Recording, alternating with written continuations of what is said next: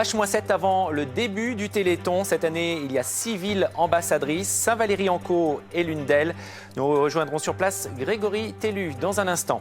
Le coup d'envoi du Téléthon sera donc donné ce soir à 18h45. Partout en France, des milliers de manifestations sont prévues, 20 000 au total. Chez nous en Normandie, c'est la commune de Saint-Valery-en-Caux qui a été choisie comme ville ambassadrice. Alors on part sur place retrouver Grégory Tellu. Bonjour Grégory. Je crois que c'est plutôt calme autour de vous. Oui Stéphane, mais je vous rassure, ça ne va pas durer puisque ce soir à partir de 18h30, il y aura un grand défilé derrière moi sur les quais du Havre et puis à 19h45. Place de la mairie, la Zumba géante du pêcheur. Alors beaucoup d'animations ce soir et demain. Et puis un défi, et pas des moindres, celui qui consiste à vendre 3000 bouteilles de cidre, histoire de reproduire la grande bouteille qu'il y a derrière moi. Et puis si cet objectif est atteint, le 36 s'affichera sur la tour des archives à Rouen. Et dans le même temps, à Beauvais, si 5000 bouquets de fleurs sont vendus, il y aura le 37, 36, 37.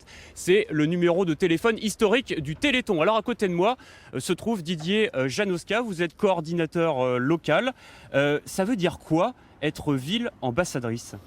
Être ville ambassadrice, c'est avoir la chance d'être sous le feu des projecteurs, les caméras de France Télévisions à nos côtés pendant 30 heures, avec plusieurs directs sur tout le week-end. Donc un grand bonheur et on va pouvoir valoriser notre belle ville de Saint-Valery. Alors j'imagine forcément qu'il y a eu beaucoup de préparation. Tout à fait, beaucoup de préparation.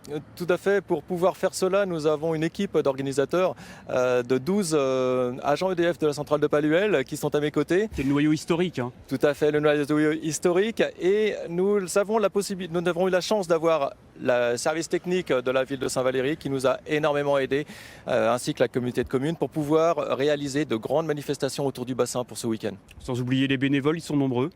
Les bénévoles, plus d'une centaine ce week-end pour nous aider.